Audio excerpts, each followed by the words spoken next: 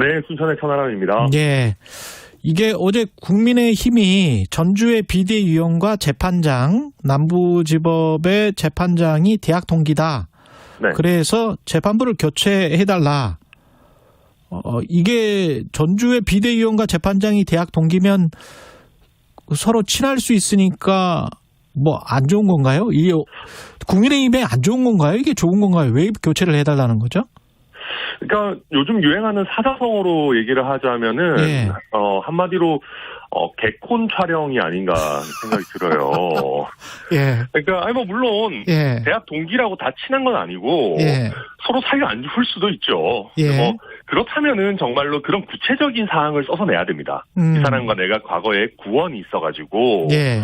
공정한 재판을 받을 수 없다라는 내용이 구체적으로 들어가야 되는데 예. 그런 것은 아니고 그냥 단순히 나랑 대학 동기였다라는 내용이고요. 또 사실 조금 거슬러 올라가 보면 지난번 가처분 신문기일에 이미 전주의 비대위원이 출석을 해가지고 신문에 참여까지 했었어요. 그러네요. 그러면 예. 네, 같은 재판장입니까? 그때는 네, 같은 재판부입니다. 예. 그때는 신문에 참여까지 해놓고, 이제 와가지고, 우리가 유리할 수도 있으니까, 좀, 바꿔달라라는 취지로 얘기하는 걸로 지금 이해가 되는데, 예. 그거는 약간 누가 보더라도 좀 납득하기가 어렵죠. 근데 제가 방금 사자성어로 개콘 촬영이라고 얘기했는데, 예. 좀 떨리네요. 이게 윤리위가 또 뭐라고 할 수도 있을 것 같아가지고. 예. 네. 개콘은 한자가 아니고요. 촬영은 이제 한자니까. 예. 네. 한자와 한글이 복합된 그런 사자성어가 되겠습니다. 예, 개콘 촬영. 저는 그래서 그런 얘기를 드리고 싶습니다. 이제 우리 윤리위에 대해서도 쓸 수 있는 사자성어 리스트를 좀 뿌려줬으면 좋겠습니다. 그러니까 사자성어 화이트리스트 같은 거를 좀 주셔가지고 양두구육은 된다 안 된다 뭐 이렇게 그렇죠. 말씀하시는 거죠. 뭐 예를 들면은 뭐 촌철살인이다 이러면은 갑자기 뭐 살인하자는 거냐 이러면서 또 징계하시고 이러면은 굉장히 곤란해지지 않습니까? 그래서 그쵸.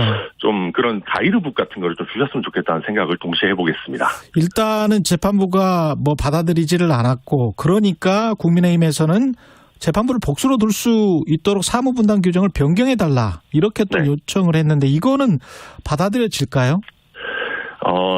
그러니까 지금 이런 걸 보면은 논리로 재판부를 설득하기 어려우니까 집권 여당이 가지는 그 힘과 위세로 사법 행정을 담당하는 법원장을 어떻게든 뭔가 이렇게 압박해보겠다 이렇게 보여요. 그러니까 지금 저희가 관련 그 법원의 내부 규정을 보면요 어떻게 되어 있냐면 요즘은 재판장들이 이제 변호사를 하다가 판사가 되는 경우들이 종종 많이 있습니다. 있죠. 네. 그러면 본인이 과거에 근무했던 법무법인이거나 아니면 그 판사와 2촌 이내의 친척, 그러니까 뭐 직계거나 뭐 형제자매거나 이런 그 변호사가 근무하는 법무법인 이런 데들은 들어오면 재배당하도록 하는 내부 규정을 갖고 있어요. 그렇죠. 예. 그런데 뭐 판사와 뭐 법대 동기라거나 연수원 동기라거나 로스쿨 동기라거나 이런 경우에는 재배당을 하지 않도록 하고 있습니다. 원칙적으로. 법대 동기가 그거를 300명 되잖아요.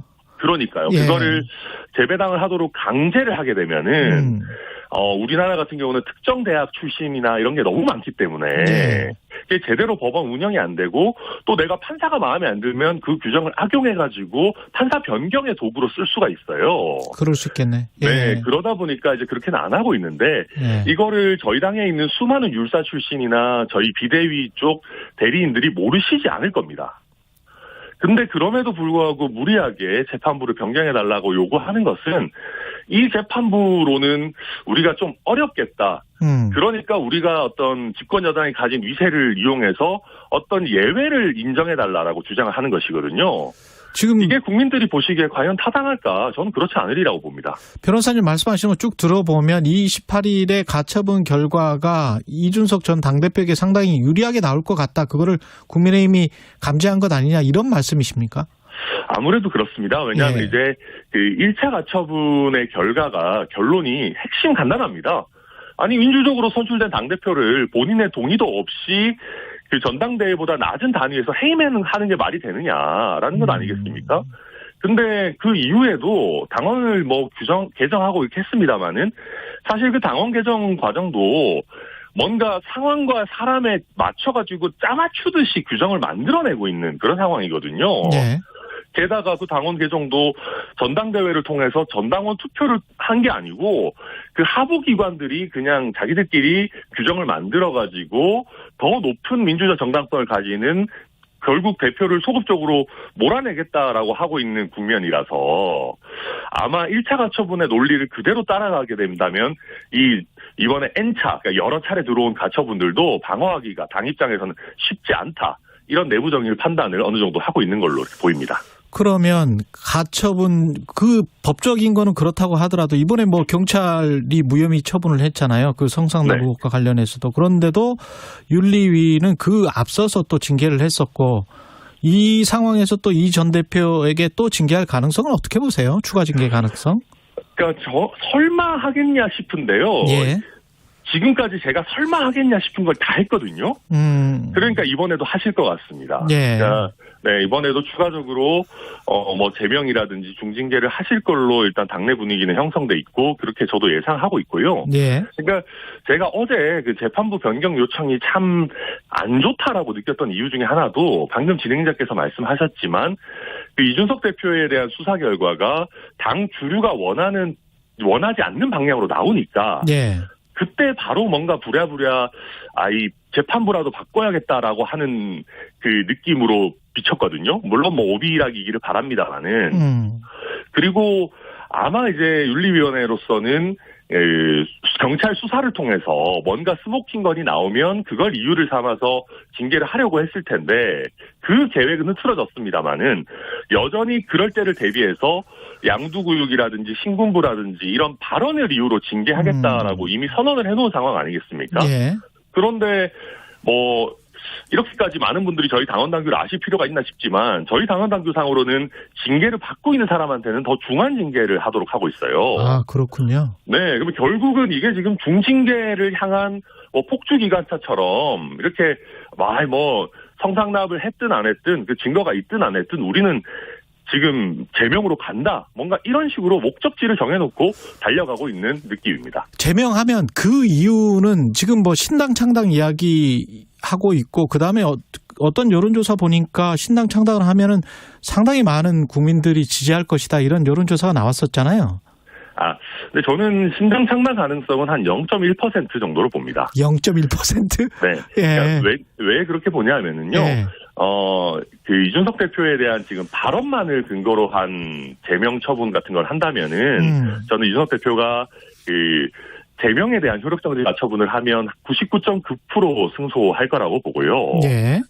이건 표현의 자유에 관한 뭐 근본적인 문제니까요. 예. 근데 뭐 또 세상 일은 모르는 거니까 0.1%의 패소 가능성이 있다고 보면 이준석 대표도 사람인데 본인이 제명을 당하고 그 제명이 법원에 의해서 정당하다라고 판단돼서 당에 못 돌아갈 상황이 된다면은 뭔가 나름의 어떤 판단을 할 수도 있겠죠. 근데 저는 그럴 가능성 자체가 0.1% 정도밖에 안 된다. 보고 있습니다.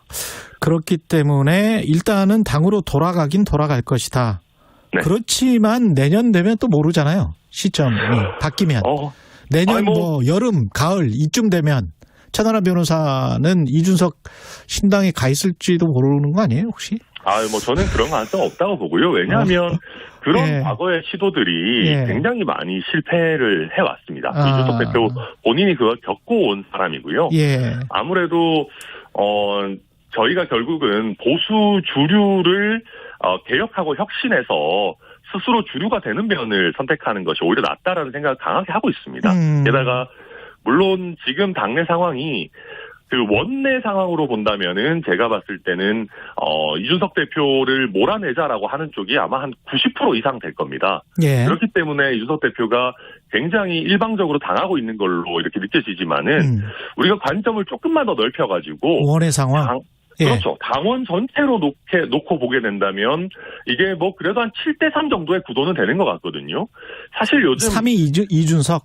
그렇죠. 예. 사실 요즘 뭐 당대표 지지율 10% 안쪽으로 나오시는 분들도 내가 당권 주자다 이러면서 목에 힘 엄청 주고 본인이 당의 주인이 될 수도 있을 것처럼 이렇게 다니시지 않습니까? 예. 근데 그런 걸 놓고 보면 당원들의 한 30% 내외의 지지를 받는 사람을 당에서 배제한다?